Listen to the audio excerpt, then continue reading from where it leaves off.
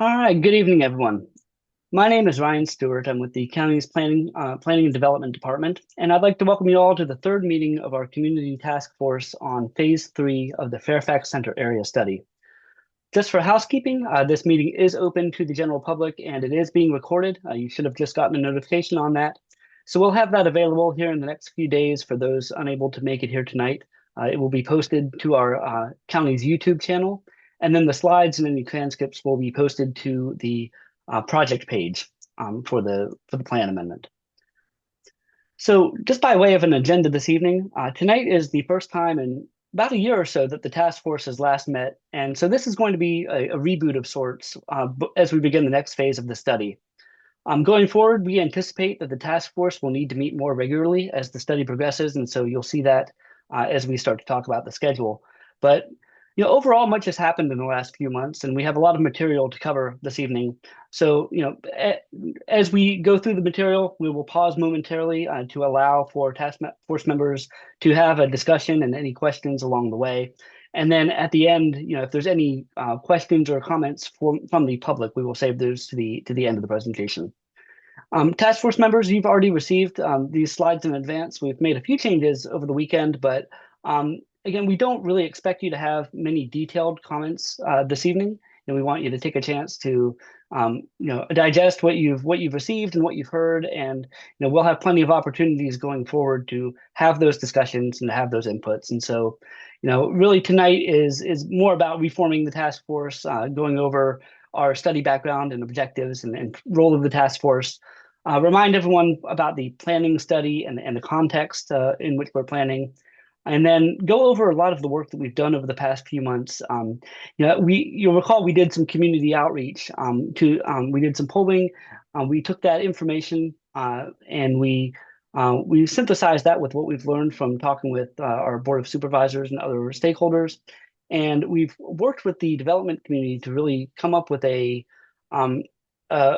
transportation scenario for testing. And so really we'll spend the majority of this evening talking about that and what that might mean for the area and what we might need to consider going forward as we talk about any potential changes to the comprehensive plan, any shifts in refining the policy that already exists for the core area, and how all of this is going to fit together into a holistic vision for the core area. And so that's what we'll spend the majority of our evening, but of course we'll stop along the way for any questions or comments. And with that, do we have anything initially that we'd like to discuss before we get into the details? Ryan, I just want to thank everybody for being here. I thank the staff for the work that you've done.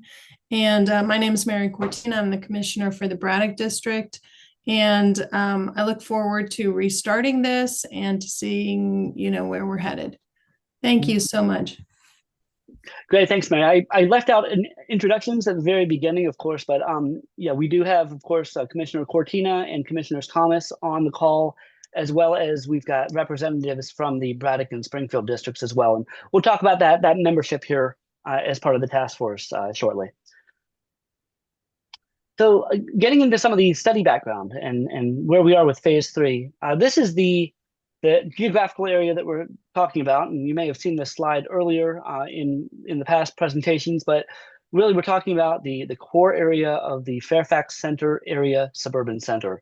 I know that that's a bit of a mouthful, but that's how this area has been historically designated in our comprehensive plan. You can see that the core area here is bisected by I-66. We've got Route 50 to the north, and then just outside the core area to the south is Route 29. Some of the notable features within the core area are things like the government center, Fair Oaks Mall. We have other residential and commercial development in this area as well, such as Fairfax Corner and some of the residential communities. Here's another view. You can just kind of get a sense of where the main commercial development and institutional development is in the area. So overall, we're looking at a fairly small portion of the suburban center as a whole. Really, this area that's been planned for the highest intensity uses in the area. So by way of history, we've got a long planning history here in Fairfax Center. Back in the 1980s, recognizing that this area was starting to face some unregulated suburban sprawl, the board adopted the first Fairfax Center area study in 1982. And it was really based on the prior work of the Route 50 and the I-66 task force that had assembled much for that same reason, was to really examine how this area, with the expansion of these major transportation corridors, how this area might be developed for the future. And this plan really created a framework for a suburban style employment center, and it was really meant to leverage the new Fair Oaks Mall and then the plans to locate the future county government center outside of the city of Fairfax. And then by 1987, the board endorsed the master plan for this government center, which has today developed much as you see it.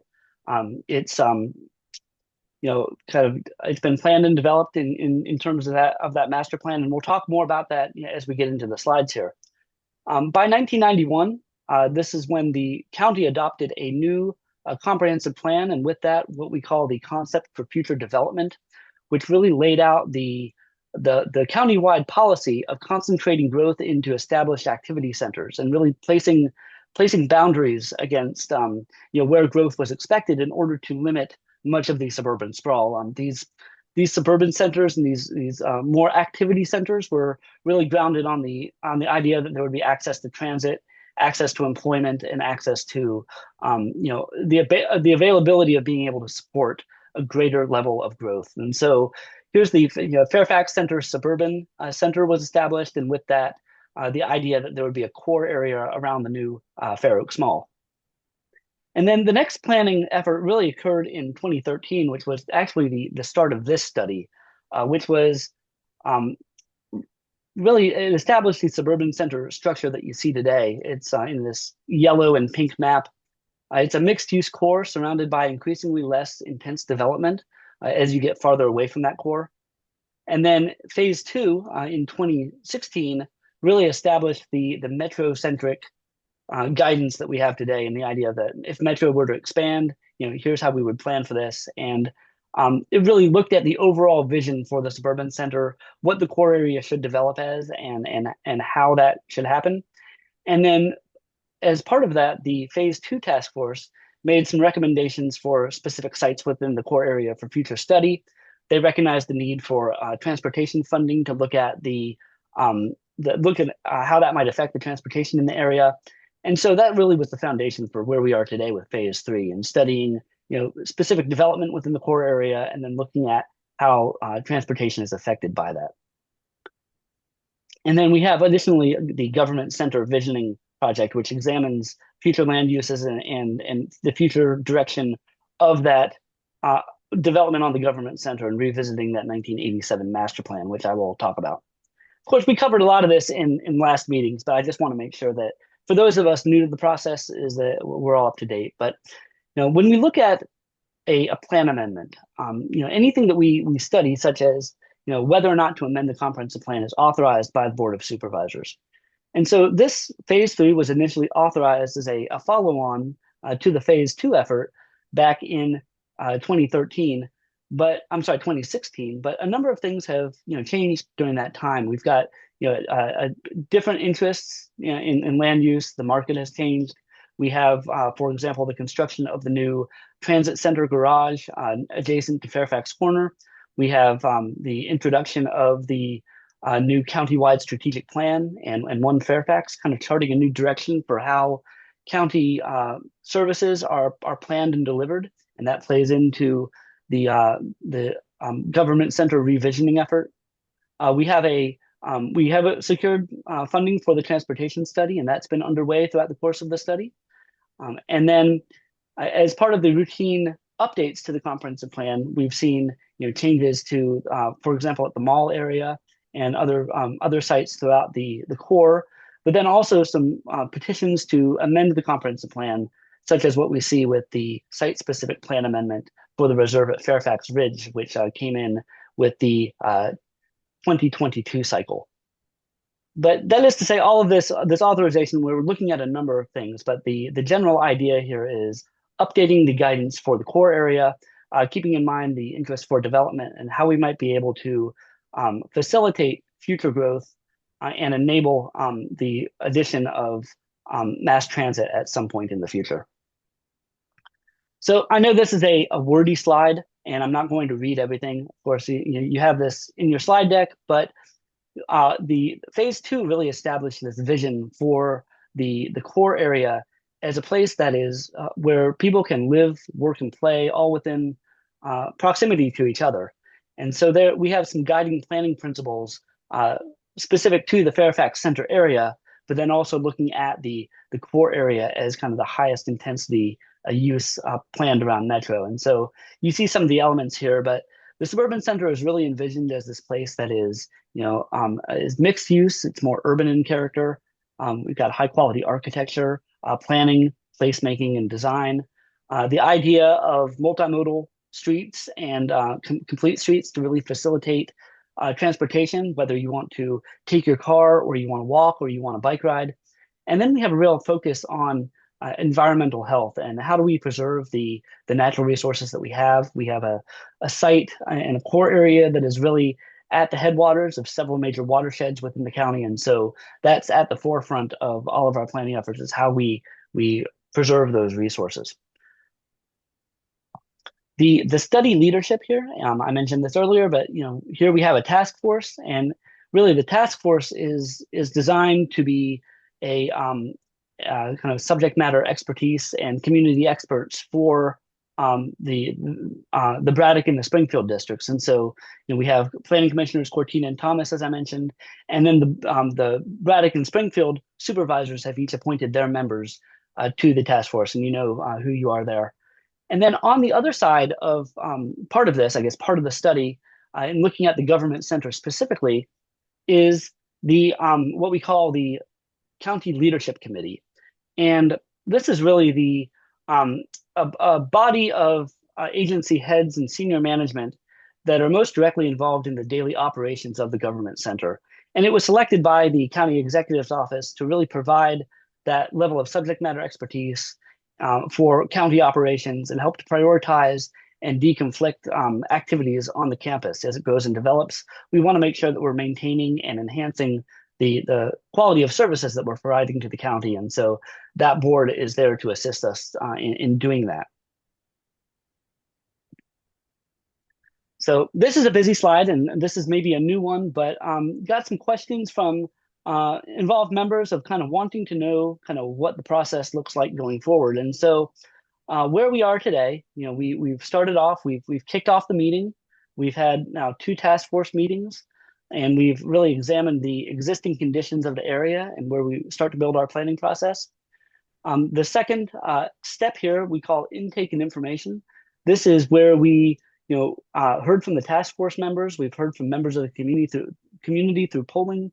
We've conducted interviews and one-on-one conversations with our board of supervisors members and our planning commissioners and our key stakeholders within the community to really understand how this core area can better serve the community. What is it looking for? What does the community want?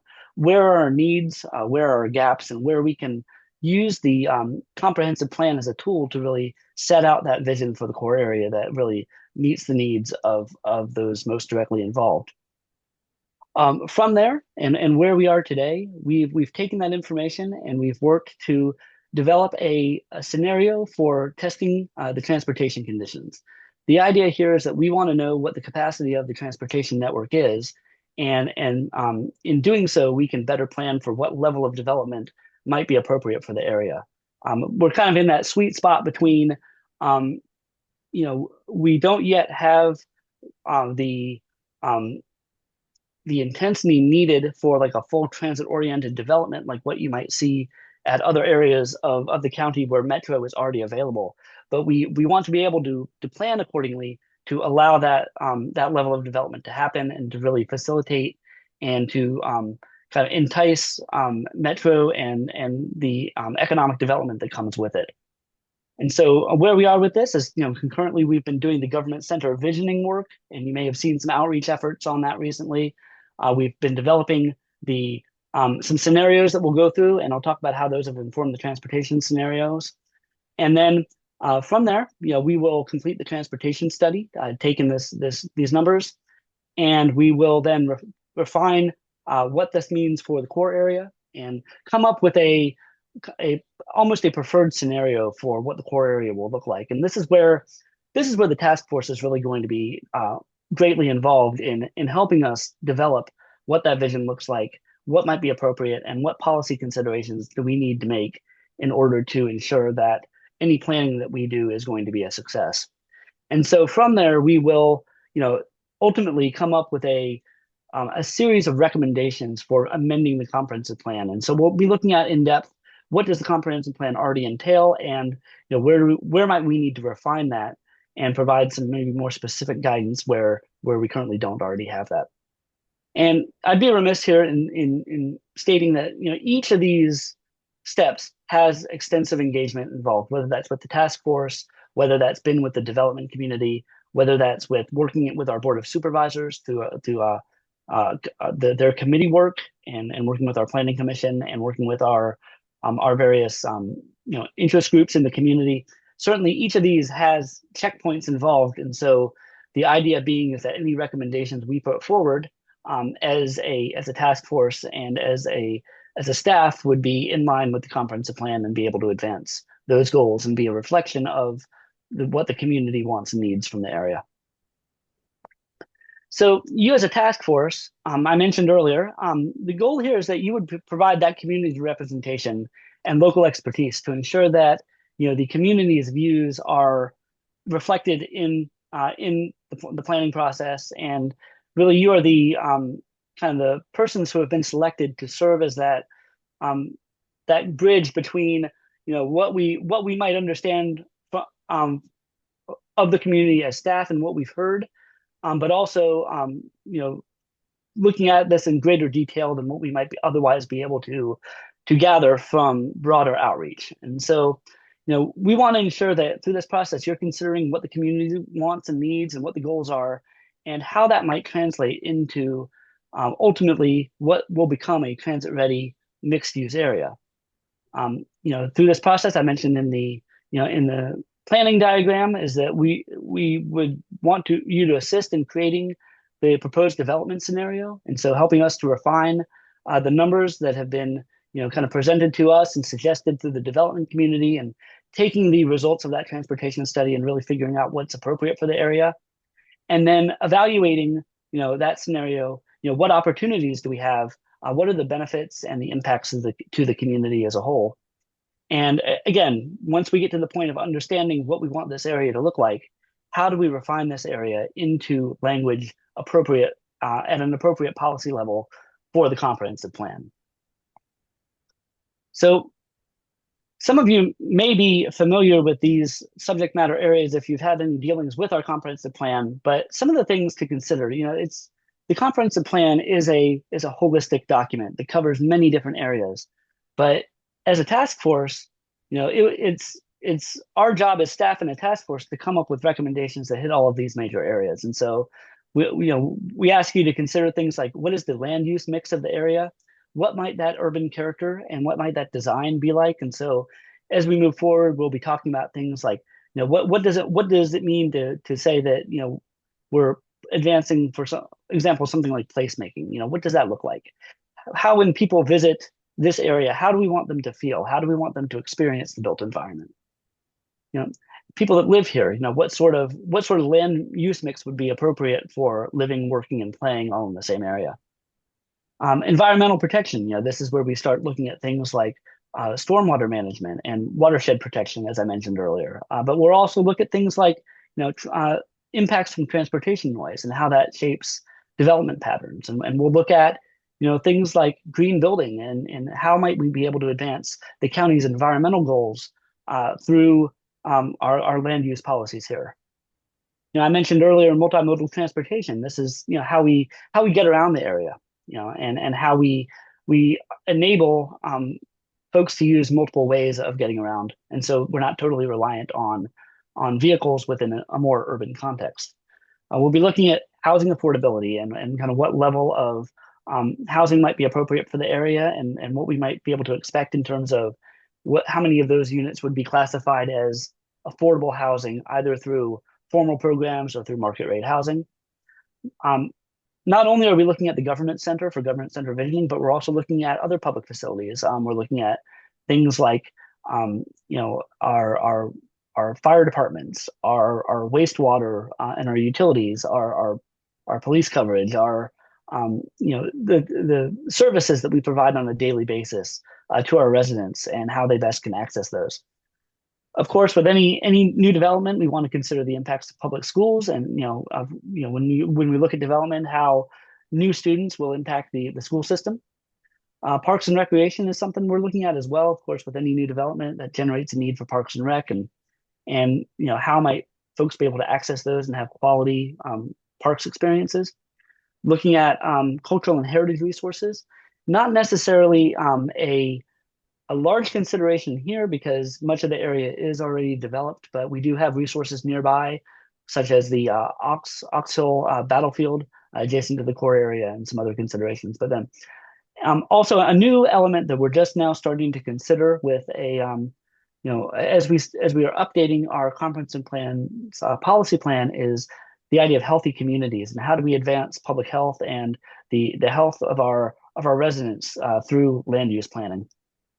And I'll talk about each of these later on in the presentation, but just this is kind of an overview of the types of things that we want to be considering. So just I'll leave this section of the presentation just with some overall questions. If you and we're not looking again for answers today, but as we go through this planning process, we're asking the task force's help in helping us to shape kind of what is the overall holistic vision for the core area, and what does the core area look like and feel like, and how can we plan it in a way that, to the second question, supports the community's needs and desires, and what the local residents want to see from their local community. Looking at this type of development, when we look at planning for transit in the future and what that might entail, is this the right level of land use mix and intensity to support future transit development? And we'll talk more about what that exactly means. And then, other considerations, just like on a broad policy level, there's subject matter areas that I mentioned earlier. Based on what we currently have in the plan, what refinements are needed, and ultimately, we want the plan to be a guide for future development. And so, are the recommendations we're putting forward in the plan, are these things that are actually going to be achievable by the community and in the development process through things such as a rezoning or through redevelopment actions? And so with that, I'm going to pause real quick. I know I've been through a lot of kind of information. Before going on into the planning context, I just want to pause for any questions or commentary from the task force. And that's okay if you can't think of anything. That's perfectly fine. We can. This is kind of an ongoing conversation, but I've found that if I speak for long periods of time, people tend to zone out, and so I don't want that to happen. So, not hearing anything, I will continue moving on. But of course, we'll continue to have breaks here as we go forward. We've covered a lot of this information in the past in past meetings, but we have here kind of the planning for the Fairfax Center area. You can see here we have this boundary of the core on the left with various subunits. We have A1. Basically, any core area unit is going to have an A or a B in its designation here. And so sometimes we'll be referring to various land uses and activities within land units, because that's ultimately how the comprehensive plan is laid out, and it's how it's planned out is by those land units. So you can see here the concept of how these various land units are arranged is we have A and B as the core area. This is really defined as the highest intensity. And as I mentioned earlier, the suburban center tapers off from there. I mean, there's certain things that are always in common in the suburban center, such as we want to promote multimodal connectivity. We want to promote, mixed use where we're able, things of that nature. But you'll see that the overall level of intensity and density in the area diminishes the farther away you get from that core area. So I want to take a quick shift here, because as we talk about planning the core area, one of the key terminology, one of the ways that we view intensity in the core area is through what we call floor to area ratio. So as you're reading the plan, you'll see, for example, land unit A1 is planned for 1.0 FAR, which is, that is the mall area, for example. And what that really means is it's a way of measuring how much uh, built structure is on a given piece of property or in a given area. And so it's a ratio of building area over the land. And so 1.0 FAR would be a one-story structure that covers 100% of a lot. Um, and then we have, 50% would be 2 stories, 25% would be 4 stories. Now, of course, we can't ever achieve a 100% covered lot because we have other requirements for that land, such as, if we have floodplain, certain areas cannot be developed. We have street dedications, those areas are not developed for buildings. We might have urban parks that might be expected in an area. And so what an FAR measurement allows us to do in the context of mixed use development is really an infinite number of combinations for how that level of intensity can be designed and arranged to achieve the same level of development. So to give you a sense of how the core area has been planned in the adopted plan, I've shared this area graphic here on the right before, but just to give you a kind of a refresher of our starting point as we consider changes, you can kind of see for example, the center point area here over in A2 and A3, that's planned at a 1.0 to about a 1.2 FAR mixed use. You can see that there's some multifamily apartment buildings there to the south. We've got the center point office buildings to the north, and a good diversity of land use mixes, different types of land uses within those subunits. But overall, the intensity is about at a 1.0 FAR. So you get a sense of what that looks like in terms of character. Now, on the lower end, we have Fairfax Promenade in subunit B2. This is showing the current the retail location, which is the strip of shops, and then we have a large parking lot associated with that. Just outside the frame here, also in B2, are some medical office buildings and things like that. So that's considered as part of that land unit. But again, that's on the lower scale of development. And then maybe something in the middle, about a 0.5 FAR or so, would be the courts at Fair Oaks, which are the apartment complex immediately adjacent to the Fairfax County Government Center, which you can see there in the background of this image. But just wanted to share these and let you kind of see the diversity of the types of development already in the core area and how those have been measured and kind of where we're starting off from as we consider changes. Real quick, want to get into kind of the proposed development scenario and share the concepts that have been shared with us by the landowners and development community. But I'll pause here for any questions that we have on anything that we've discussed so far.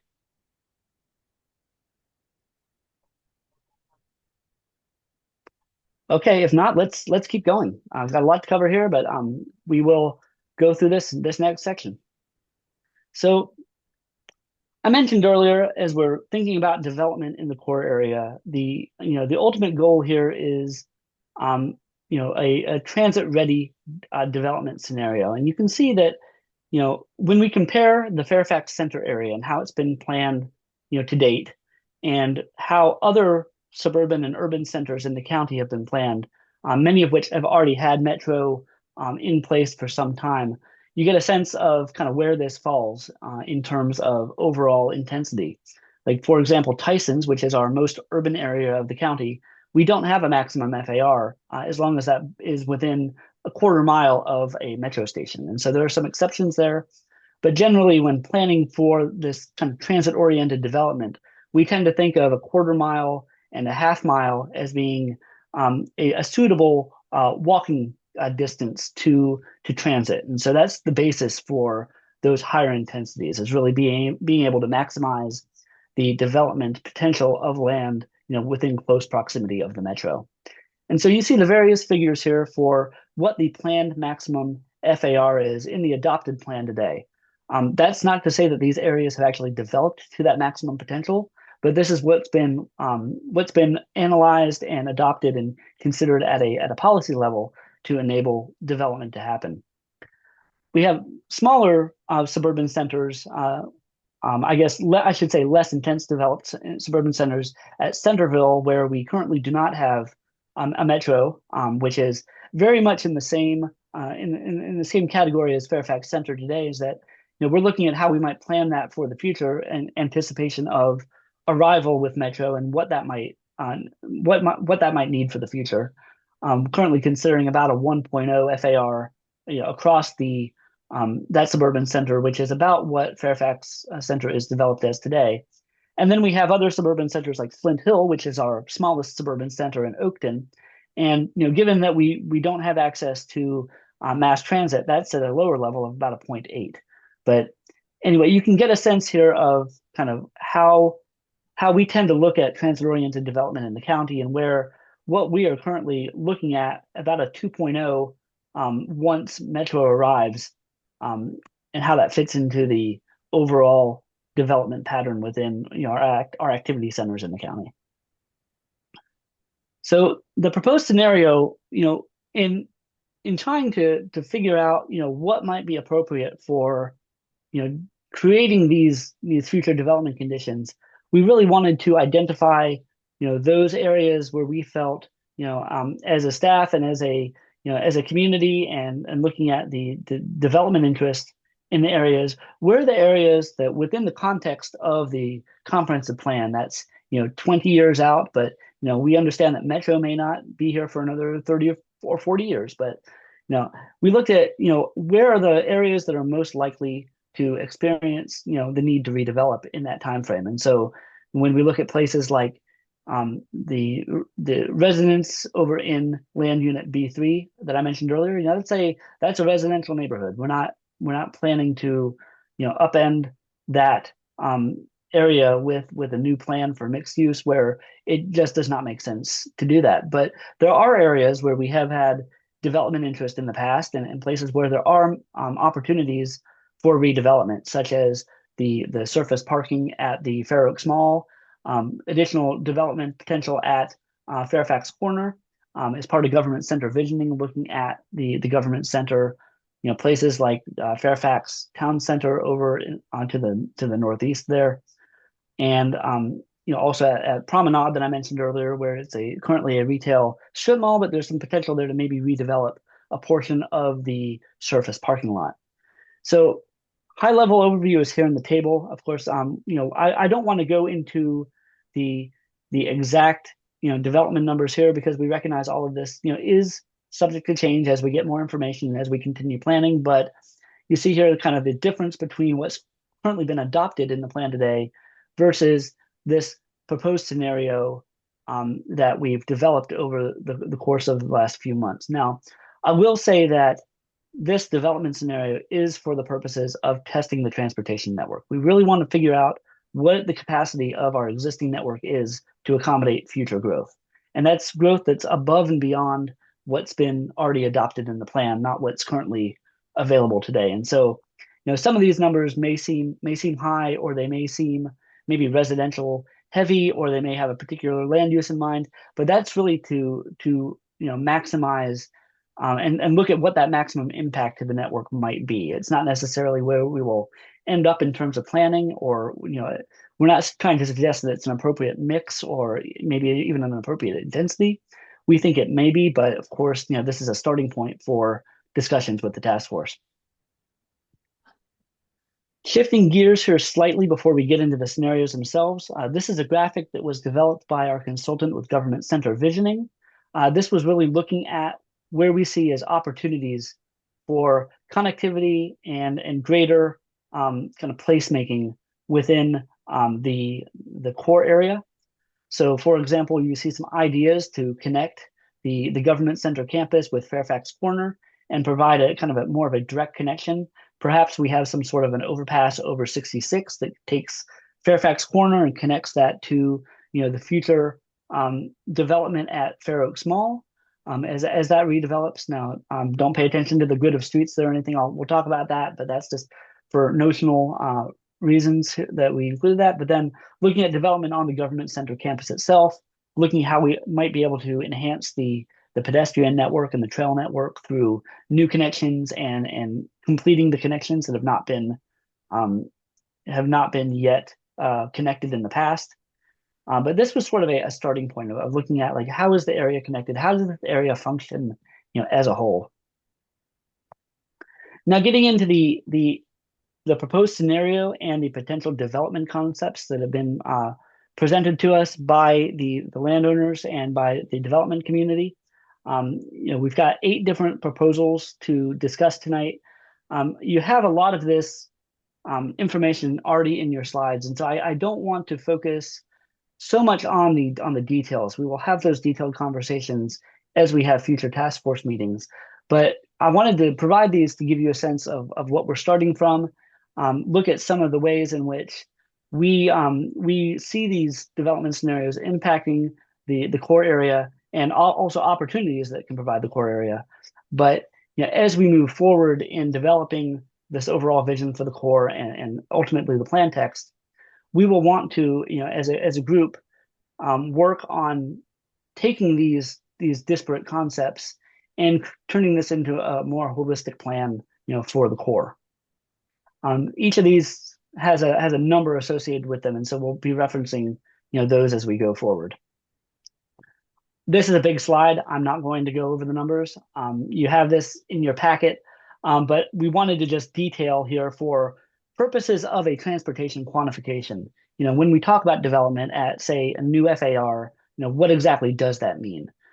We did, alongside the development proposals, we looked at the numbers that were being proposed. Where we had a site that maybe didn't have that level of detail developed just yet, we made some assumptions as far as, how many units might be able to fit on a given property at a given FAR, given, a certain unit size. Like, for example, we're looking at the highest intensity development to test. And so we're looking at primarily multifamily development, which, we made some assumptions such as a 1,000 square foot unit size.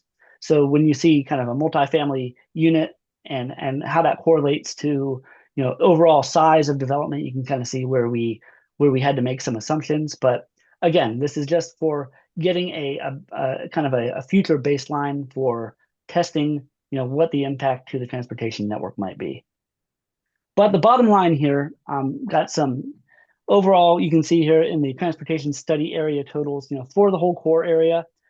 This does not exactly align with the core because the transportation study deals in what we call, we have transportation zones essentially that don't exactly cover the same land area as the core. But, for purposes of, and that's a detail we can get into later, but for purposes of our study, what we're seeing is a decrease in office use, and we're seeing an increase in residential use. So overall, looking at about 5,465 or so, estimated units, throughout the core area. That's above and beyond what's currently planned. But these sorts of trends are really the same that we're seeing in other areas of the county. And so really, this is nothing new or surprising. We're seeing generally a trend of office being converted over to residential uses, and that just seems to be where the market is going. I did mention that as we start to model transportation, I will say that residential uses have a generally greater community impact than office or retail uses, and so where we see a decline in office, we may not see a commensurate increase in traffic as a result of residential. And then, as we move forward with the transportation study, we do not yet have those results, but we're expecting them in early 2026. We're going to use the results of this study and these numbers as a starting point to really kind of determine what this future land use scenario for the core will be. And so as you look at this, just take this with the caveat that this is for the transportation study. So real quick on that, before we get into individual concepts, I'll pause one more time for any questions or comments from the task force. I know we have a lot that we've been covering, so I appreciate that everyone's still with me, hopefully. All right, let's get into it. So this is a concept for the Fair Oaks Mall. Currently, the plan for Fair Oaks is about a 1.0 FAR, and then there would be an increase in that once Metro arrives. This was actually, the mall was planned several years back. You may recall as community members that we looked at kind of a similar idea in which the mall would redevelop as a mixed use kind of suburban style urbanizing area. And so this kind of follows on with that same general concept that's already been adopted in the plan, albeit at a higher intensity level at 1.25. And so we've asked the various mall owners to come up with a scenario for future development, and this is what they've submitted to us. You can see here it's a largely retaining the that core area of the mall, as it exists today, but then perhaps redeveloping some of the anchor stores such as the Lord and Taylor or the other Macy's there on the east as some mixed use development. We've got a combination of residential and retail, and retaining some of the some of the office uses that are planned for the site there through several different office buildings, and then providing some hotel space as well. But overall, this is look you can kind of see the 64% residential, 16% retail, and 20% office, which generally is mirroring the overall land use pattern that's already been approved for the core area where we have mixed use. And you can see how they've detailed this. I won't go into the numbers, but these are the types of concepts that we are evaluating. So as a task force, when we look at this, we want you to look at this with an eye of, is this an appropriate level of development for this site? Does the design work with how we would envision core area development? You can see here where they've delineated where the metro station is, and so we can have conversations on, is this the type of development that we would want to see at the metro station and what that might look like? And we'll continue to have those conversations. And I should mention that if we need to have conversations individually with any of these on these concepts, we can certainly do that. I will say that this particular plan has the Oakwood and the Greenwood sites on the periphery, up where we see like kind of in the northeast and in the south.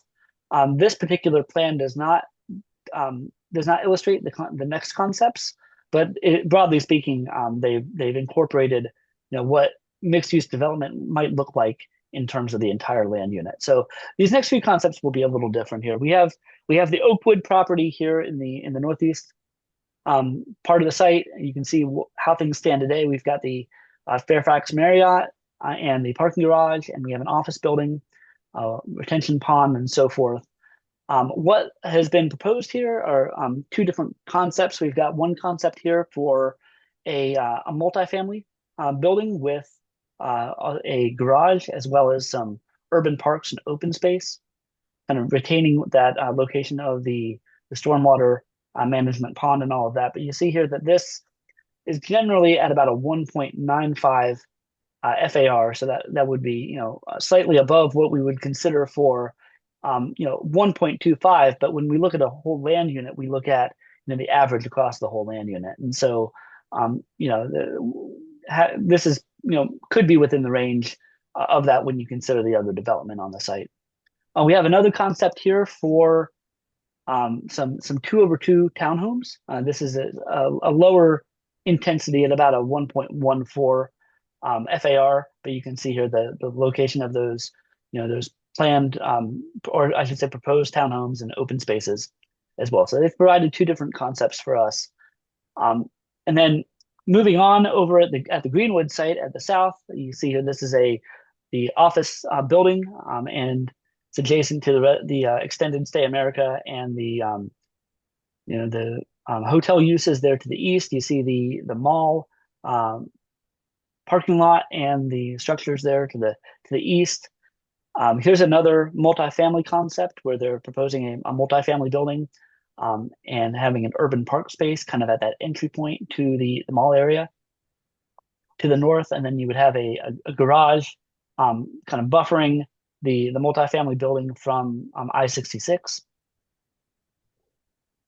That's at about a 1.943 FAR. And then the kind of a mixed residential use concept here of 2/2s and multifamily in this configuration at about a 2.2 FAR for that proposal. Again, if we want to discuss the individual numbers, we can, but I do want to get through all of these concepts. Moving out of the mall area, we have the Fairfax Town Center, and this is up in the uppermost northwestern corner of the core area. This is a proposal to remove the kind of the easternmost retail uses, which are currently the former Joann Fabrics, the former furniture store and the cinema, and replace this with a multifamily building in the front and some townhomes in the surface parking to the rear. And so they would retain the retail uses in the western portion of the property, or I should say the southern portion of the property. But you can kind of get a sense of what that might look like. I should note that this is about a 0.8 FAR, which is currently within the current comp plan guidance. And so, to the extent that we would need a plan amendment here, it would be to look at the overall design and development of the new multifamily or the townhomes. You see another concept here where this would involve removing the existing parking structure in favor of some additional townhomes and repositioning the multifamily building slightly. And so we have that as well. So that's kind of a secondary concept. Then looking at the reserve at Fairfax Corner, this is immediately adjacent to the core area abutting Fairfax Corner, just to the west. This came in as what we call a site-specific plan amendment nomination back in 2022. And the nominator in this particular case is proposing a slight increase in intensity on the site up to about a 0.42, 0.44 FAR, somewhere around there. This is to accommodate the demolition of some existing units and replacing these with a larger multifamily building as shown. And so, as we move forward with this one, we'll want to look at, and of course we've talked with the nominator on this, but kind of the way in which this has been traditionally planned alongside Fairfax Corner and the interface there between the two different developments. Now, I want to spend a special portion of this on government center visioning alone, only because it's one of our land use scenarios in the core, but just it's kind of been functioning as its own concurrent project. Before I move into that, are there any comments, questions, or anything that we'd like to discuss regarding the concepts that we've discussed to date, or anything else for that matter? Ryan, this is Mary. I'm sorry, Hi, Mary. I just installed this on a new computer, so I'm having trouble finding all my controls. But Oh, just in terms of the concepts, you say that at some future point we'll have the opportunity to weigh in on that. Where does that fall in this sort of overall timeline? so what we'll do is we can start to have those conversations. Now we're not. And I'll let transportation weigh in on the kind of the concurrent nature of the transportation study, but we're expecting to have those results, ready to share. Hopefully this winter. Kind of February, March timeframe. So we can already start to have those discussions in terms of if we want to talk about placemaking or urban design or any of these other kind of broader areas for the core. I think that once we get into really looking at the results of the transportation study is when we can really start looking at what level of FAR might be appropriate for the sites, how that's going to affect design, how that's going to affect the overall policies. So you're saying around the February timeframe?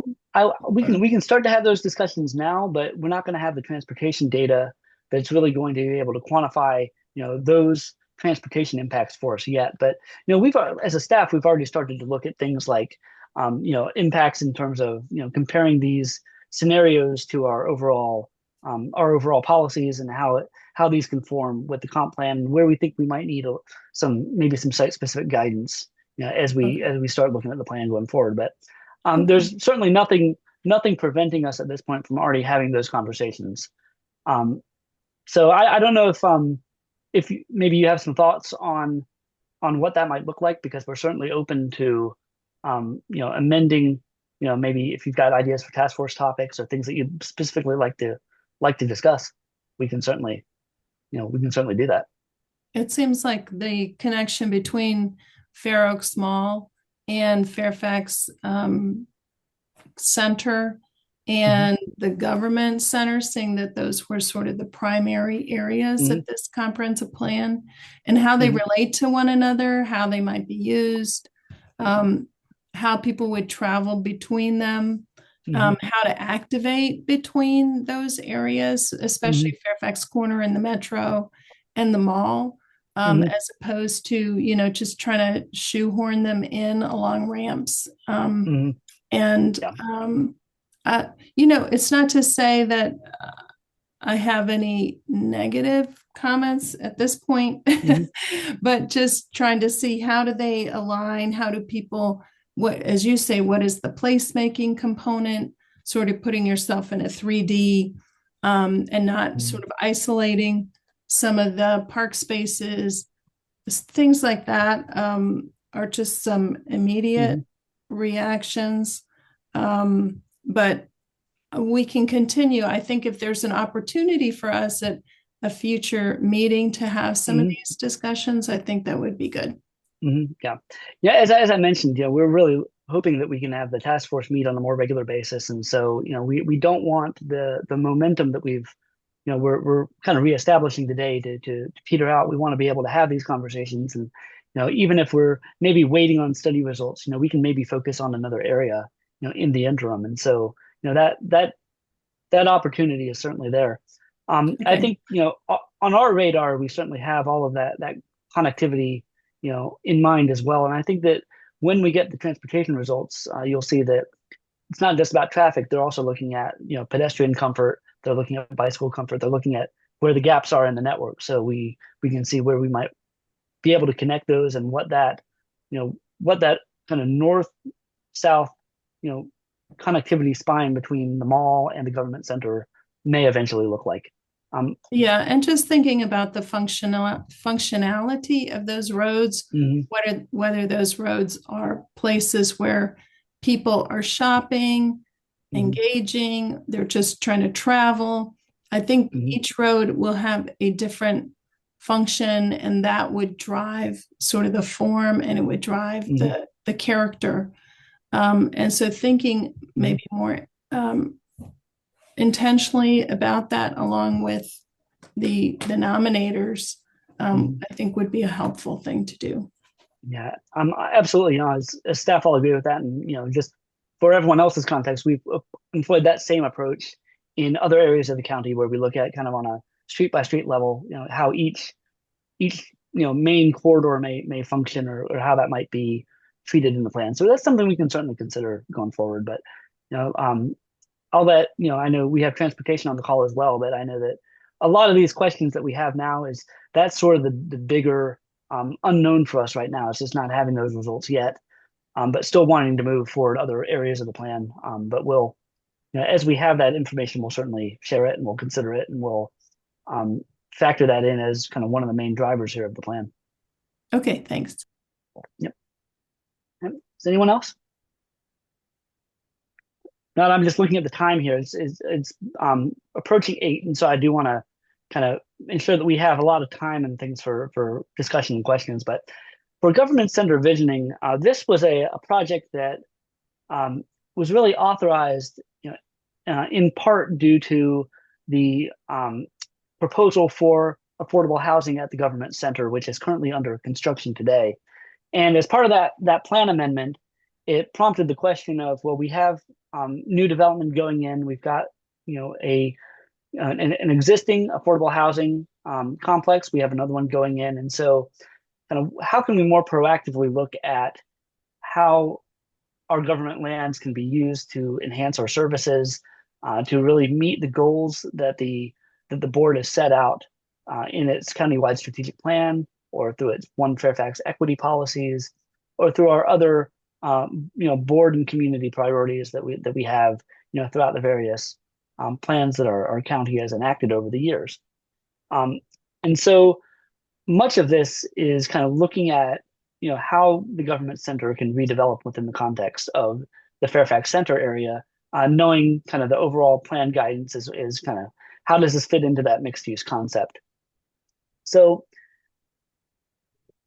yeah, essentially what I just said here is on the left, but you can see this is the pictures are of this original 1980s master plan for the government center. So you've got some really kind of interesting ideas, like some things that were never constructed were the large parking garages. in the front lots there. Today, those are just surface lots. You've got things like this large obelisk, which never came to be. But then you've also got this large linear park area that was kind of the central spine that today serves as the area that's designated for gathering for First Amendment activities and for a place where people can you know get a permit and they can hold an event or whatever. So um, a lot of that you'll see a lot of these concepts. We have some good concepts in this original plan. The government center has really kind of served us well over the years, but where we are now, just given the shift in county direction and policy, and given how this area has redeveloped, we really wanted to make this how can we look at this in terms of making this place even better for us. So I know I may go somewhat quickly because I know members of the task force have seen portions of this. This is updated as of just a few weeks ago in terms of concepts and things. But for those new to the call, the project itself is really looking at, again, how can we redevelop the surface parking areas? And the idea here is not to drastically change the open space or the amenities that are on site for trails or nature or stormwater management. All of this it's largely within floodplain that would be difficult to redevelop, and so we have no plans to really modify those areas greatly. But you can see that we are looking at the entire campus, which includes both the side that includes Harity and Panino along Random Hills Road and Post Forest Drive, as well as the main campus itself. One of the things, and we've mentioned this previously, but one of the things in the original master plan included a phase 2 that would be building out that crescent of the government center to include additional building space behind on either side of the ellipse. And so, whether or not that's feasible or whether that is economically sound, that's to be determined. But you'll see one of the concepts here kind of examines that and what that might look like in the context of a modern plan. So this process very closely kind of mirrors the similar process that we're doing for phase 3 in the sense that it involves kind of benchmarking where we are, engaging with our stakeholders, our elected officials, and the public, synthesizing that data into some development scenarios, refining those scenarios through public engagement and analysis, and then developing an overall master plan or set of recommendations for the campus. And the idea here isn't to come up with a specific development scenario of a certain number of square footage of office or number of residential units or anything like that. What this is really to give us a flexible framework so that as opportunities come forward, such as what happened with the affordable housing, as opportunities come forward, how we would want the campus to develop, what sort of character it might take, and what sorts of uses are generally appropriate, for the site. And so you'll see here in each of these scenarios, we have different typologies for what a government center could look like, and these are based off of national precedents that we've studied with our consultant. But generally speaking, you've got in purple here, you've got a government center, which is what we have today. Is strictly government uses and government offices, government functions. We have what we're calling a civic center use, which combines government, cultural, and perhaps educational uses. So retaining those government services, but then also providing for those kind of maybe quasi-governmental opportunities. This may include maybe a concert venue, art center, maybe a university or a job training or skills training type of area. May include recreational opportunities. And then on the other side of the spectrum here is we've got like a true mixed use kind of urban style development, which would include everything from the government center uses to those cultural opportunities, but then adding in additional residential or retail, or really making it a true live, work, play environment like what we've seen in other mixed use centers. So more of a reliance on maybe some of the private sector activity, less of a reliance on the public sector government type of activities. But You can see here in consulting with kind of what we heard over the polling that we did with the community and in consulting with our leadership team, we really focused in on three different scenarios: an enhanced government center, what that might look like when introducing cultural and educational uses, and then finally that transit-ready mixed-use government center, keeping in mind that we're not yet at the capacity to look at full transit-oriented high-density development, but again, making the conditions possible for that to occur in the future.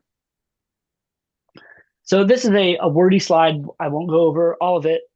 It is in your slide packet, but each of these scenarios, we have an overall vision for the campus, and then each of these scenarios has a kind of an intended vision statement of goals for each of these. And so I've talked about these, as describing them, but you can see, the various elements of this as we go. So I showed that opportunity slide earlier. One of the things our consultant looked at was kind of opportunities on the site itself. And so, really looking at the redevelopment of the surface parking. There's opportunities to provide park space on the campus, looking at maybe an enlarged park along Government Center Parkway that would serve as a focal point for the development. Perhaps taking some of those uses that currently occur at the Ellipse, such as the concert series or other community events, and moving them toward this more centrally located, easily accessible park so that we don't have visitors needing to go through the building in order to get to the space in the back. Looking at the possibility for, as we mentioned earlier, connections to the areas to the north. Now, this particular plan shows two connections. Certainly we're not out of the gate suggesting two connections. The idea here is kind of refining this to see what might be most appropriate, what the character of that connection might look like, whether that's pedestrian only, whether there's whether that's a vehicular connection. What we have to analyze, what the overall impact is going to be from that on the resources in the area and on the overall site design, and then look at how we can still accomplish the goal of connectivity in different ways here. So I don't want to, looking at this immediately, I don't want to suggest that we are planning for two connections here, but this is merely to illustrate the idea that there would be connections to the north. Of course, maintaining the green space on site, enhancing the trails is another way in which we're looking at connectivity. And then I mentioned using infill development for the underutilized parking areas. And when it comes to parking, I will mention here is probably a good place to look at this, is that we're not looking to diminish the amount of needed parking that we have on the site. The idea here would be to take any excess parking that we might need for special events like voting or for community events, and transition the surface lots into something that's more compact in nature, such as a parking garage. And so I don't want you to think that we're not providing for the parking. We certainly are, but we're just providing for it in different ways. Here are the four plans, and you can kind of see how they align themselves. We have kind of a common framework, which I mentioned earlier, kind of a common good of streets, common elements such as the park space and preserving that linear area and turning that into more of an activated space. But then really what we have is a different selection of mix of uses and different intensities for the site based on these given concepts. Now, I do want to stress that the final product, an overall plan for the government center, will likely be a mix of all of these three. And so this isn't really about choosing one particular scenario and saying this is what we want, but it's about blending these three concepts into something that will really work for us as a community. Looking at open space, I know when we were looking at redeveloping, that's always a concern. In the case here, when you consider the open space that is not planned on changing, and then you look at the addition of urban parks, and you look at the addition of pocket parks and other opportunities to repurpose surface parking into green space, you get a sense of right now we're at 64.6 acres or thereabouts. And in every case, we would generally see an increase in park space based on even with the new development, and how that is all laid out. But that is the goal, of course, is to not diminish what we have and to enhance where we can. And so you'll see that was taken into account in each of these concepts. I won't read this slide because you do have it in your packet, and it's it has been circulated publicly before. But looking here at the Enhanced Government Center and what this might entail, kind of giving uh, a, a overview of a potential layout here and where uses and activities might take place. I would not pay so much attention to the quantification here on this slide, only because we needed to come up with a quantification for purposes of the transportation study, but more so, as a task force, we'll be wanting to look at, what is the form of the overall development, what are the functions, what amount of office versus residential or other uses are on the site. In this particular case, with the Enhanced Government Center, we took guidance from our county executive and as far as what we might need to expand government services over the next 20 to 40 years, looking at about 300,000 square feet of new office development. That's just for comparison, that's about a Panino or a Heritage building. So how we might be able to accommodate that here on the site. In this case, the consultant recommended breaking that up among different office buildings to provide for that good of streets and that opportunity for some, kind of a more of a decentralized approach to that. You can see here we have a dedicated parking garage, which may serve as maybe motor pool uses or other, county vehicle uses, as well as visitor parking. We would also have visitor parking along the streets, and we'd have, kind of opportunities to park closer to the government center, much as is present today as well. You can kind of get a sense of what this looks like in terms of the massing of the buildings. And so we have a 3D model here showing kind of what we might envision for this particular scenario.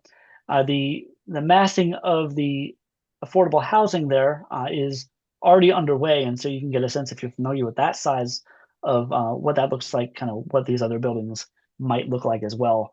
We've got the government buildings there. We've got that light blue, kind of more of a institutional use, which may be a medical center or a rec center or community-based use of some sort. Moving forward to look at the government and civic center, this is where we're combining government and kind of quasi-governmental public serving uses. You see the same framework is in play. This time we're at a slightly higher intensity at about a 0.87 FAR. You can see the addition of some additional residential uses in the adjacent to the what's currently under construction, as well as in the parking lots around the Panino building. Not really sure where we fall on that yet as a staff. We'll have to look at that concept a bit more. But then you see here the addition of some cultural, civic, and educational potential uses. Kind of we have this buildings dedicated to that while still providing for the necessary institutional uses on the site. Again, the idea here is that we provide flexible frameworks and not a strict quantification in terms of uses, but you can see where we start looking at kind of a pattern that facilitates that mix of activities. You can see here the 3D model, similar to before. And then finally, is this more of a transit-ready mixed use of development where we have a broad mix of residential, civic, and institutional uses.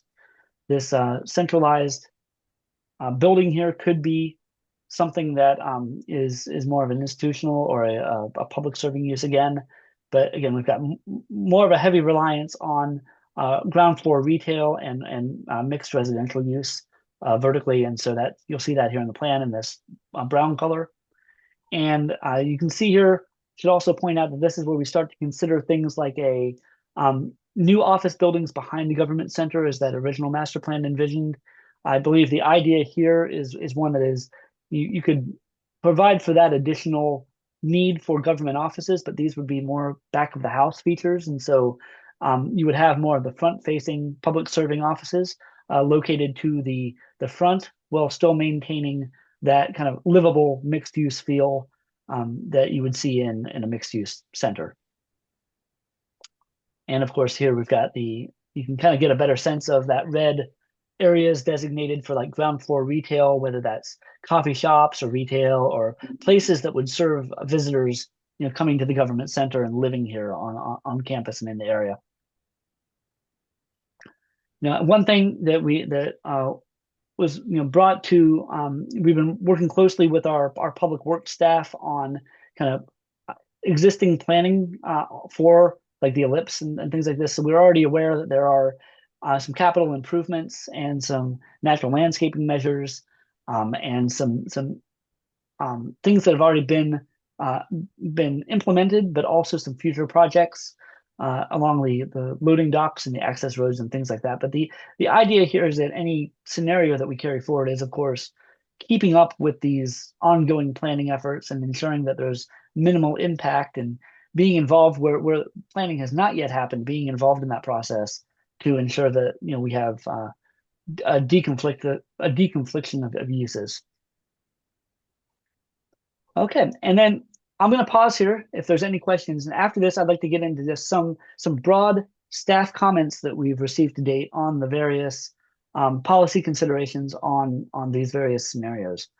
And after that, this is the last section. So after we're done with these comments, we'll open it up for broader discussion, comments, and everything like that. But again, thanks for bearing with me. And if we have any questions or comments, I'll go ahead and please ask away.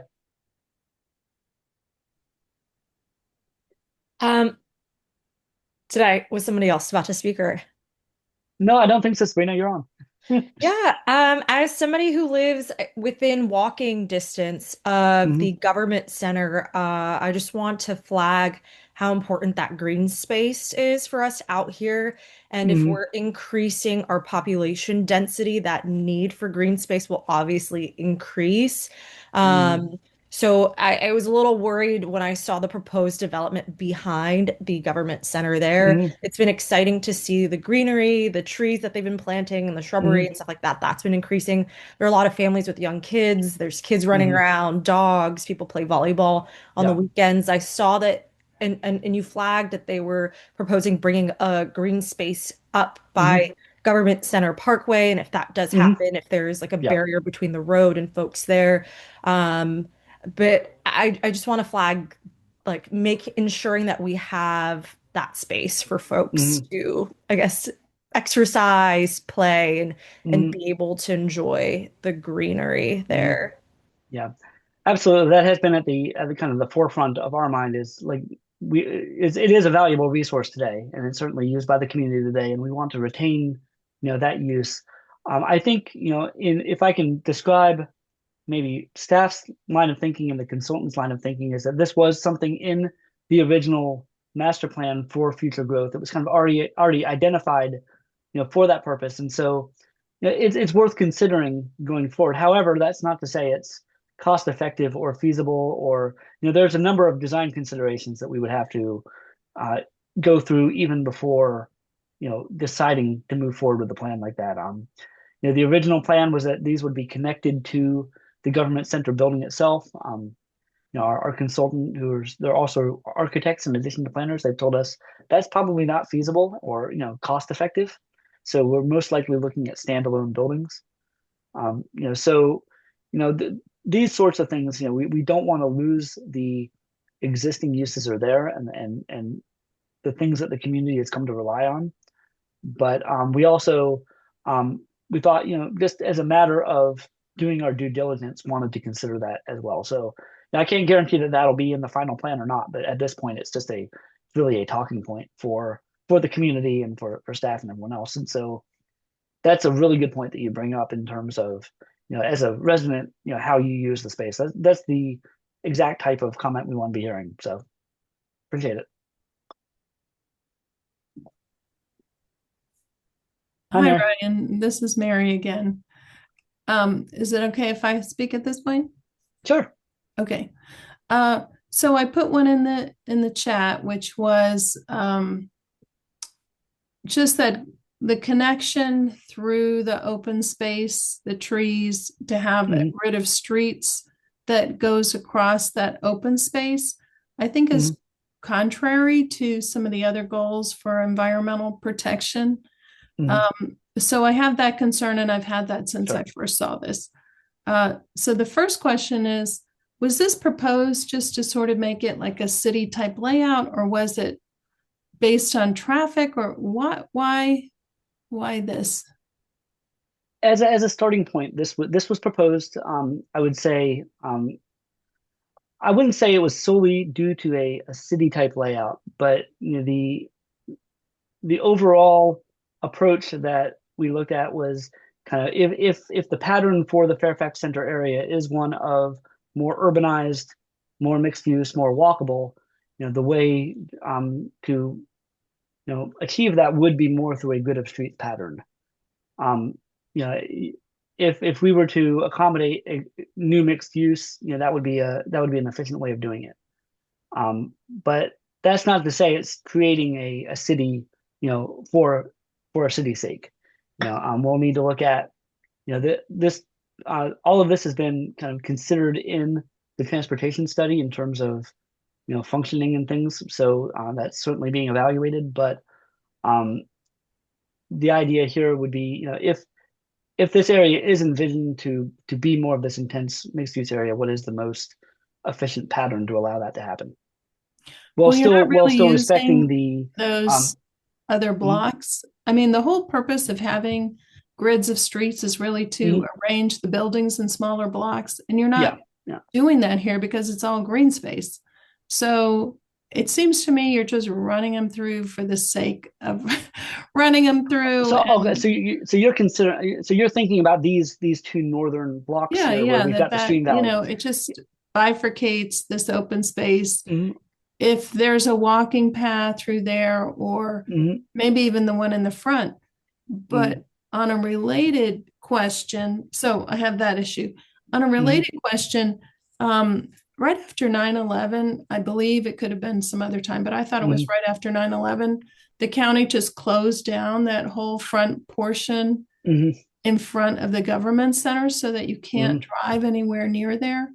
Yeah. And it would be a shame if we built this whole street and then the county said, well, for security reasons, we can't travel this way. It's too Hmm. close. Something unforeseen Yeah. happens at some other county Hmm. government center somewhere else. And then there's just this reaction, close it down. Hmm. Yeah. So I don't know, from a security standpoint, from what is likely to happen or what has happened in the past. Again, it seems like maybe that wouldn't be wise to Hmm. put yet another street in. Yeah.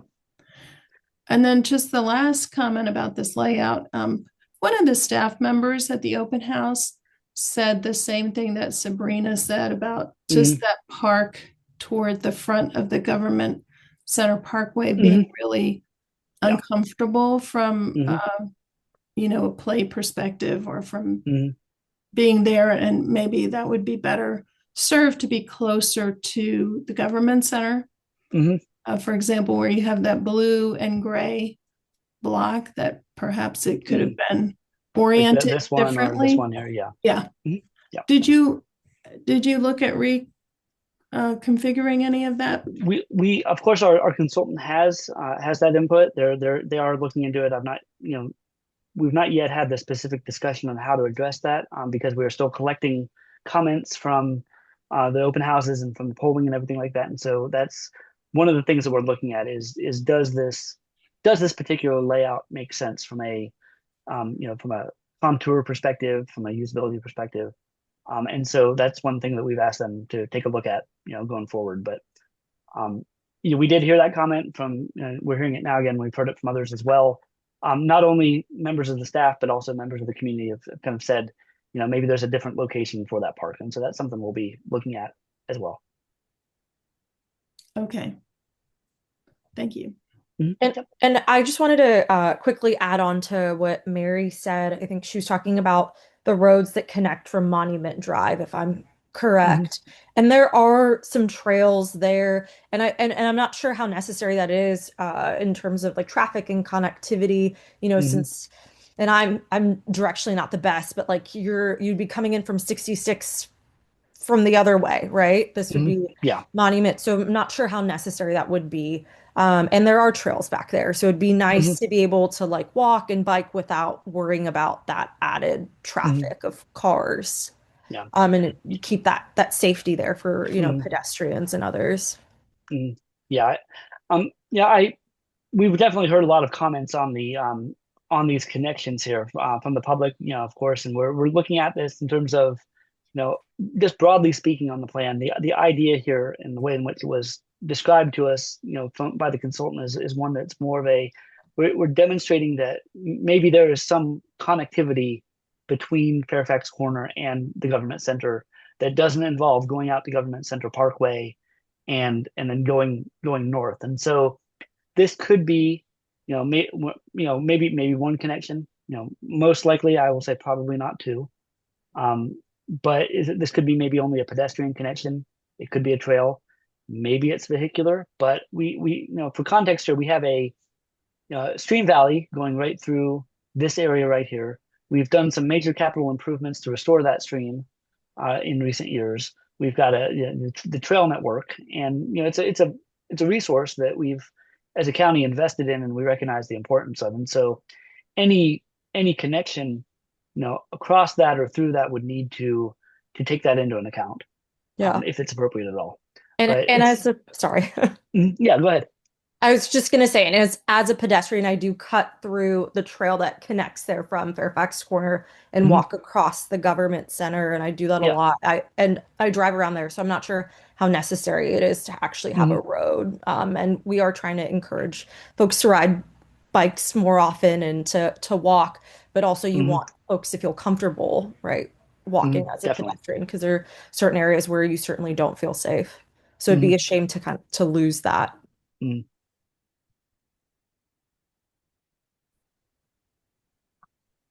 Mary, Marcia, you had your hand up. Thanks, Jim.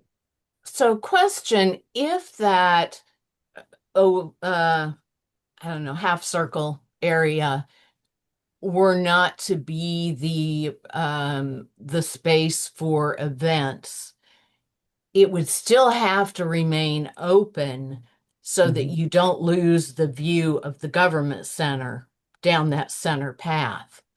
So you couldn't just flip another building into there? Yeah, that's definitely what we heard from the board and from the community when we were at the initial start of this. Was there is this need to preserve the view shed for the government center. It's a great building. We don't want to lose sight of that. As you're coming along Government Center Parkway, you've got an excellent view of really neat and significant piece of architecture. So part of the reason for designing that open park space and that linear park there is to preserve that view, along that area of Government Center Parkway. So we would need to look at how that view shed would be affected by altering that configuration. But that's something we can certainly look at, definitely.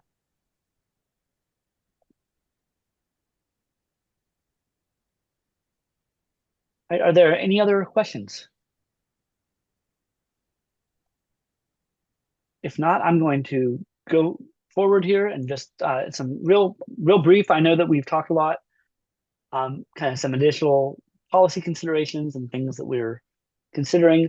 I should mention before I get into the considerations here that tomorrow at the Board of Supervisors meeting, the board is considering adoption of a new policy plan for the comprehensive plan, which includes some updates and some enhancements to some of the language here that affects government center.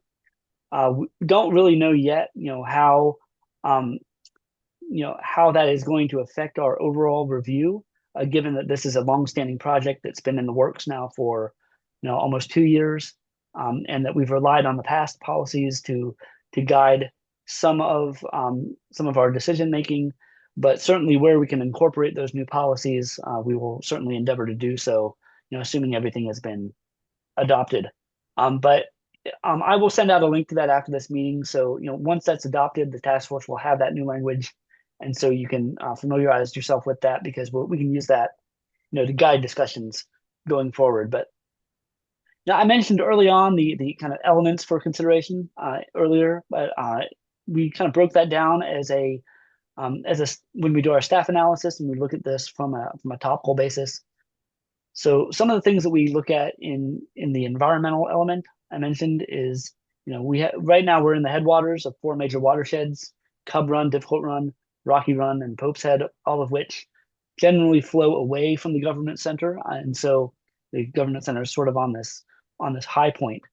And so, any activity within the core area, whether that's surface parking or stormwater management at individual sites, is going to have some level of impact on those watersheds. And so we'll want to be able to address that. Typically that's done, at the rezoning level, now that we're relying on comp plan policy. But as needed, we may need to have some site-specific guidance on some of these proposed areas to ensure that those standards are being met. I mentioned earlier, the presence of, stormwater management and active capital improvement projects in and around the core area, especially in the government center, and the need to safeguard those and protect those and ensure that those, remain viable for the long term. We have in our policy plan policies that would encourage low impact development and green building as a way to address those stormwater runoff volumes. And so we'll be evaluating in greater detail exactly what that means for these individual concepts. If you're familiar at all with the way that the county has implemented its floodplain management, watershed protection, Chesapeake Bay Act, you'll know that we have resource protection areas around our perennial streams. And so these are generally areas where development is limited, and you would maintain tree cover. And so we will want to make sure that we have protected those adequately. Transportation generated noise, especially given the proximity to 66, Route 50, and kind of areas where these are major corridors, we will most likely need to see some studies as development proposals progress that would show that the noise levels can be mitigated in order to protect the health, safety, and welfare of those new residents. And the policy plan has guidance on what those decibel levels are considered suitable for long-term exposure. Mention the need to increase tree canopy and minimize the surface parking lots. So how do we do that as an area is urbanizing? We'll want to have the looking at this from the eye of preserving the established trees along main corridors where we have opportunities to protect tree cover that's already present, as well as restore tree cover where some may have been lost due to development over the years, such as surface parking or other types of development. How do we incorporate tree canopy and protection into our development proposals? And then I mentioned earlier the need for green building certification. This is something we recommend in all of our suburban centers, and we recommend that builders strive for some sort of formal certification, whether that is whether that's LEED, whether that's Earthcraft, or another major recognized green building certification. Certainly, it's something that we would require in our public buildings and our public facilities, but it's something that's recommended for the private sector as well. Looking at, speaking of public utilities, looking at water and sewer considerations, one thing we look at is the capacity of our network to be able to support new development. Generally speaking, you can see the figures here. We did look at, kind of what the proposed transportation scenario and what that might generate in terms of an impact. Generally speaking, the nearby facilities, the pipes, the network is appropriately sized to meet this increased demand. However, back in earlier phases of the study, there was a recognized need to upgrade the water main, provide a new water main along West Ox Road to meet the new growth potential for the area. That's a longstanding recommendation from our public works. And so, the appropriate time, we can certainly promote that in policy, but the appropriate time to really implement those types of improvements would be at the time of development and during the during the entitlement process if it's not a capital improvement project undertaken by the county themselves. The sewage treatment plant has necessary capacity through the year 2045 to support the all adopted and proposed land use scenarios. However, given there's other development proposals going on in the area, such as over in Fairfax Center area Land Unit K, which is just to the east of this area. During that study, there was an identified need to upgrade the 50 Route 66 pump station to support that new development. It remains to be seen yet what effect that might have on the Fairfax Center area core development. Depending on how that upgrade is handled, there may or may not be a need for additional upgrades. And that's something that we'll be looking at closely with our public works staff in terms of what the overall level of development would mean for that upgrade. But overall, much of these types of flow issues or infrastructure issues are identified and addressed during the zoning process and the land development process. We already have pretty comprehensive policies in place currently, and so our public works staff isn't recommending any additional policy guidance beyond what's already in the plan. But at least for context, you can get a sense of there is the potential for impacts to the network given the increase in development, but it would be expected that these upgrades would happen over the next 20, 30 years as development takes place. Housing and community development, looking at the availability of housing and the affordability of housing. Typically, we address these types of affordable housing issues when you look at like quantifying how much affordable housing might be provided. We look at, of course, our countywide policy I've identified a gap in the area, and we want to be able to close this. And so, when we look at maybe specific policies for affordable housing within the context of this plan amendment, when we look at the future rezonings that may come out of this plan amendment, we will want to identify, how many affordable dwelling units might be provided as a percentage of overall growth. That's a requirement of our zoning ordinance. So a developer would be expected to do that in most cases. And then also looking at what we have a 2024 workforce dwelling unit policy, which provides for additional affordable units above and beyond what that affordable dwelling unit ordinance provides for. And so,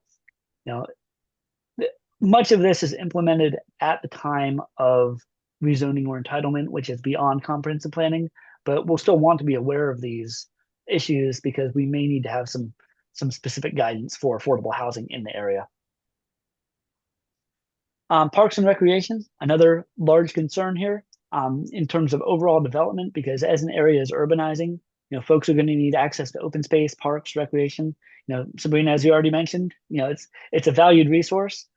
And so in our existing policy plan, we have a pretty comprehensive guidance on how we integrate parks and recreation and the creation of new park spaces and new amenities into the land development process. We recognize that there's a need for, as development happens, there's a need for these new amenities. And so we, in our policy plan, we have service level standards, like, for example, how much acreage might be needed given a certain increase in population, or how many soccer fields, or how many baseball diamonds, or these types of things.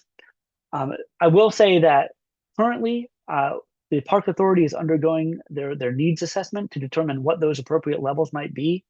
And later on in 2026, we'll be undertaking the next phase of the policy plan update, which will include looking at those service level standards, what we would consider to be appropriate levels of urban parks in an area, and kind of revising that guidance. And so, the expectation would be that future development at the rezoning stage would look at what would be appropriate for that development and how we might be able to integrate those park spaces into the whole of the government center and of the Fairfax Center area.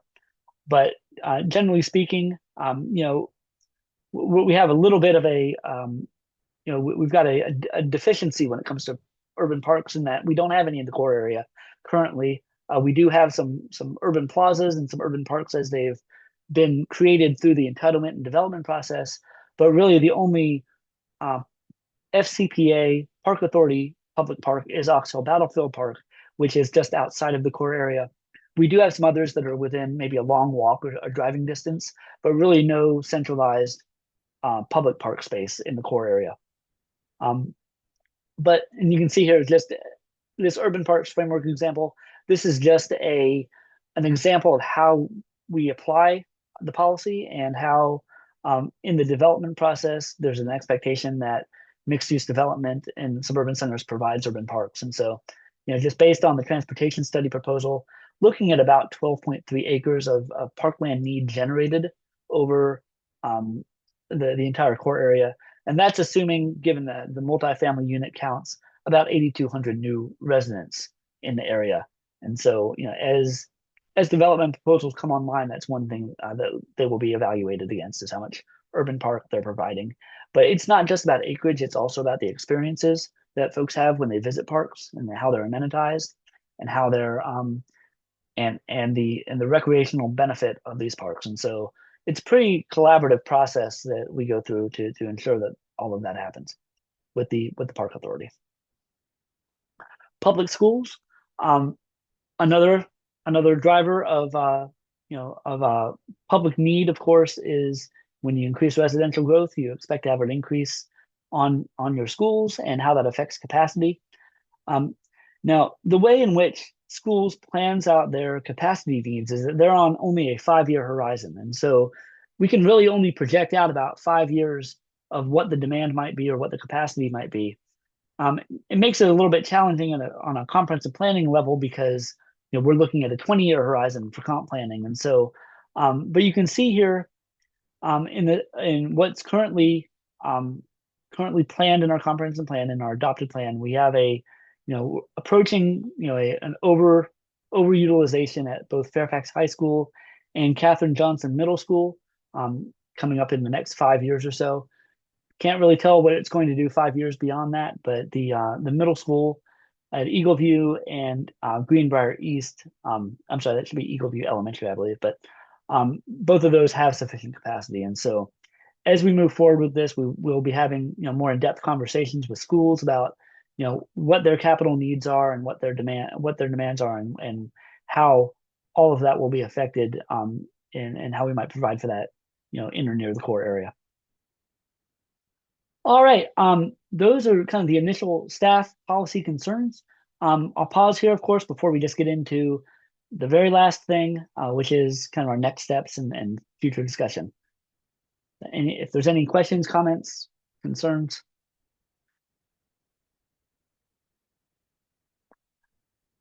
I know everyone's getting tired, and I appreciate that everyone's still with me. I'll make this real quick, and then we'll open it up. Broadly speaking, I'll put up this diagram here again that you've seen before. Now, we've been asked, by several people, kind of what's the timeline here?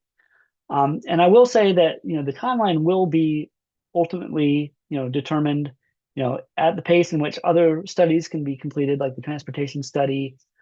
It will be such as government center visioning, kind of as a separate study, so to speak, but also kind of driven by the task force and how many meetings we might need to have, what level of engagement we might need to have with our board, our board committees, our other stakeholders, and all of that. I will say that looking at the next 9 months or so, that is an aggressive schedule. However, we do have a good foundation for where the study needs to go, in the sense of we've already kind of gotten a good foothold on what that transportation scenario would look like. We expect to receive results on that soon, and then we can refine accordingly. But this is again an aggressive schedule over the next 9 months or so. But we do recognize that this is a high priority for the Board of Supervisors to complete this study, and so we want to be cognizant of that, and we want to be able to do our due diligence and provide for the necessary input of the task force and public and everyone else come up with a sound set of recommendations. And we think we can do this given the timeline, but we recognize that it could change, of course. But hence the need for additional and more frequent task force meetings over the next few months. We can talk about some additional deeper dives into policy topics like placemaking or others, parks or something like that. We'll be talking about those transportation study results, and so as we get those, we'll have greater conversations over what that means for overall development in the area. And then once we've refined that vision and we, continuing these conversations with our task force between staff and you all, we will be working on that draft plan text development, which is ultimately the overall recommendation for how the comp plan should be revised in order to accommodate, the overall goal of the study being this increase in development to support the additional, the ultimate transportation arrival in the next 20 to 40 years. So with that, I know I've had a lot of information thrown at you. I know it's a starting point for conversation. So I know you're probably feeling overwhelmed. You're probably feeling like this is a lot, but I don't want you to feel that way. I want you to start off on a good foot where we understand the information, starting off in the same understanding, and then we can work on having those more detailed conversations later on. We can decide kind of what topics we want more information about, what we feel like we need to discuss more, and we can certainly schedule those. But just as a reminder here, just in terms of overall broad considerations as we go forward, given this information that you've heard tonight, and given kind of the direction that you've seen the landowners and the development community kind of what their desires are, hearing the what we've heard from community polling and from our stakeholders to date, kind of just keep in mind, as we move forward, kind of what is this overall vision that we want for the core area, and how is it going to support, the needs of the community, which ultimately the task force represents. Is this the right mix of uses? Is this too much? Is it too little? That's to be determined. But then at a policy level, as we start looking at overall comprehensive plan language, what's already really good in the plan that we need to keep as is? What do we need to refine on a site by site basis? And ultimately, the goal of the comprehensive plan is to inform future development decisions. And so, are the recommendations that end up in the comp plan, are they something that can be achievable by the development community, by the county staff as they're processing a zoning application, for example? And are they written in a way that our future selves as a community are able to understand maybe 10, 20 years into the future? And so all of these items to consider going forward, but we don't need answers quite yet. But I will leave it at that in terms of the information that we had prepared for you tonight. And I'd like to go ahead and open it up again to any task force commentary first.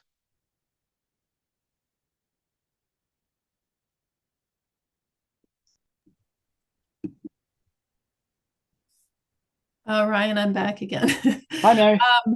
Well, first of all, thank you for all of this information. I think it is a lot to absorb and to figure out how many houses do you have in the transportation study? If you go back and give you the exact number, it's about 5,100. In fact, I can do that quickly here. But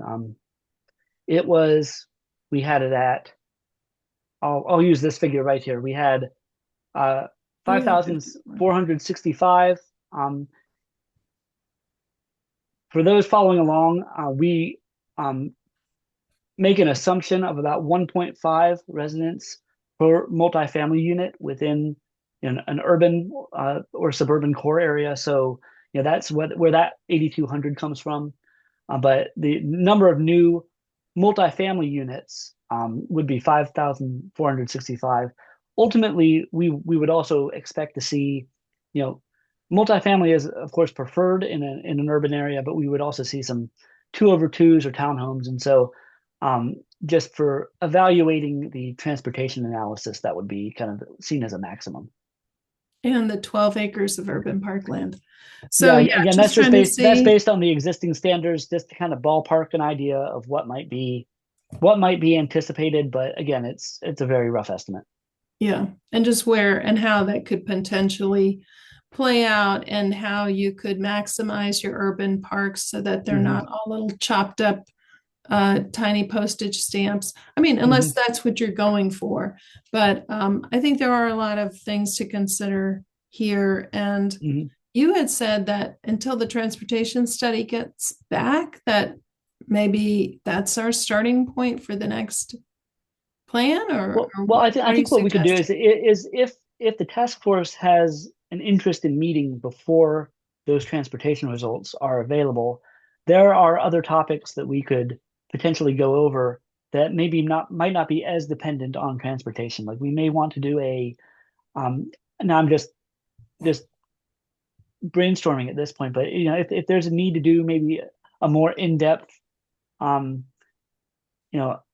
in-depth look at something like placemaking and what placemaking is, what it means for Fairfax County, what it means for this particular suburban center, and what it might look like. We can certainly do something like that. We could take a look at,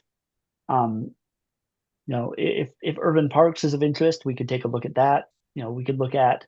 I see Graham's got his hand raised here. So. Yeah, thanks, Ryan. Yeah. One thing I would recommend is, in addition to maybe providing some information about the link between land use and transportation. So Mary, you mentioned placemaking and complete streets, something where we're kind of getting at the character of what we do want in terms of the grid and kind of the way that places function. One thing I would add to that is you mentioned that this is a lot of intensity, and 5,400 units does sound like a lot of intensity, and it is.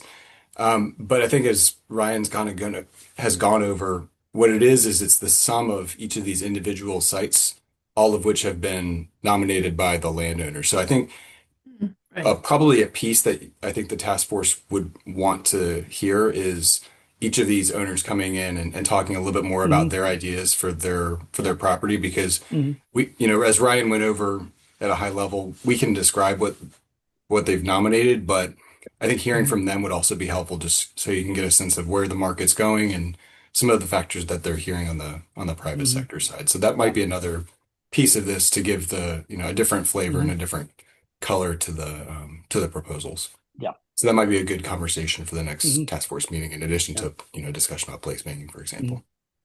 Yeah, it would just my own personal opinion on this, but I defer to the committee.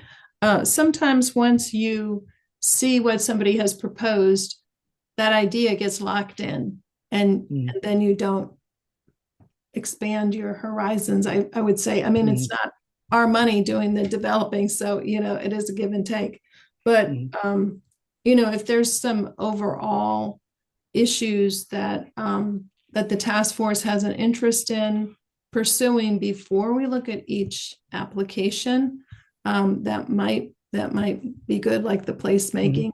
And then you have some other frame of reference other than what the developer has put forward. That's just a suggestion.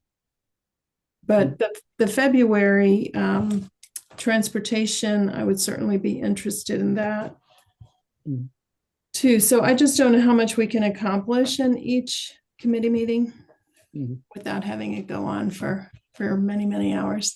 So I'll just stop here if anybody else would like to comment on that. And I've stopped sharing my screen here just to allow all of us to be able to see each other. So if you need to see anything, I'm happy to put it back up. I would really appreciate another meeting to go more in depth on placemaking and green spaces in urban areas. I think that we need to approach this with intentionality, which we are, but it's easier to fix something before it happens, right? Than to retroactively come back and try to correct an error. So I would really appreciate something like that. And you brought up the Ox Hill Battlefield Park earlier, and I totally forgot that that was there because you walk through it and you're done really quickly. Mhm. So it'd be nice to maintain our like green spaces and think about connectivity and yeah, how people interact with the space and ensure that this is a place that people can thrive, right? Work, play, and enjoy their lives. One of the things that I had mentioned to Ryan was a field trip as well.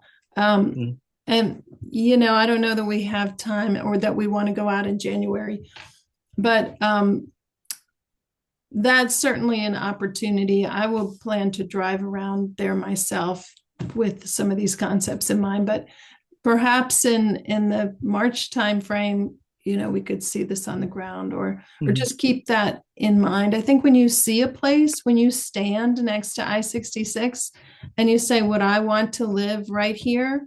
Or could I move 50 feet away from this or 100 feet away and be very comfortable? I think it does help to really be in a place to get a feel for that.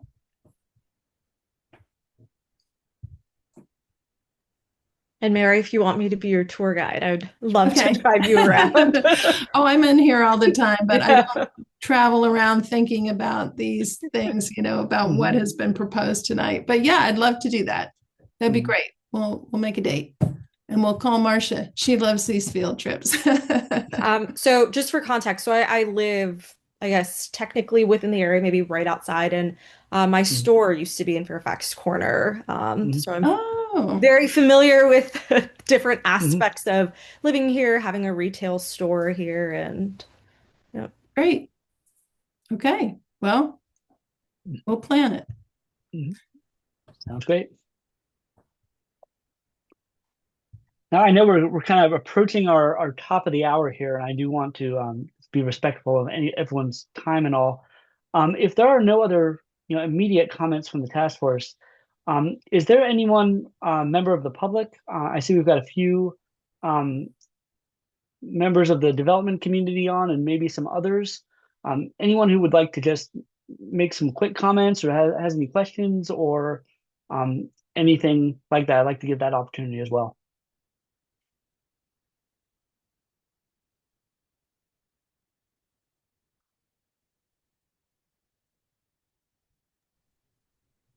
Our developers have no comments? It is quiet, but I do know that that they are most likely more than willing to meet with you and discuss their proposals.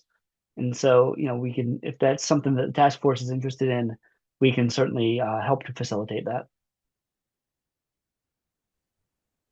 Hello, Ryan. Hi, Bernie. How are you? Sorry, I was trying to find my mute button. I haven't played with Zoom in a while. No, I wanted to thank you for this very thorough presentation. It's been a while since we received an update, and it's very informative tonight, and it's been very informative to hear what everyone has discussed so far. We're representing several property owners in the general area, so we're definitely looking forward to seeing this project move along sooner than later, being that this has been in the hopper for quite some time. And I'm sure on behalf of the property owners, they would definitely appreciate an opportunity to come before the task force at one of the future meetings to have a more in-depth conversation of what it is that they're proposing and to see what additional feedback can be garnered and to move the process again further along. Thank you. Good. Thanks, Bernie. I appreciate the comments.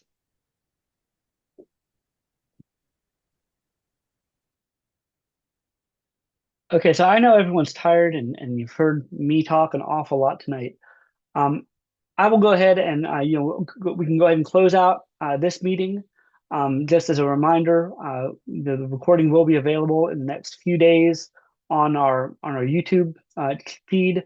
We'll provide a publicly accessible version of the slides so you can download those from our project website.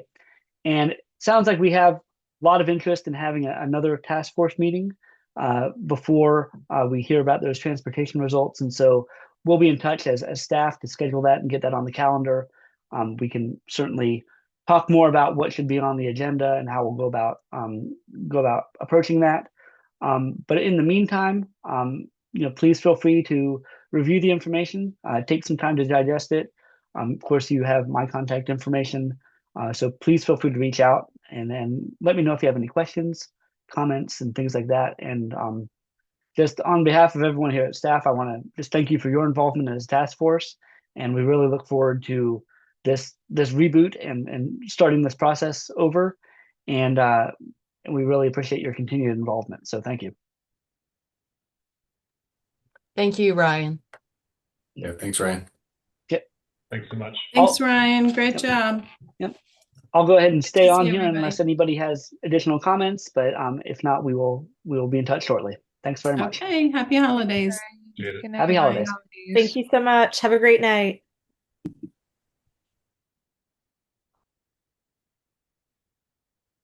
We're it.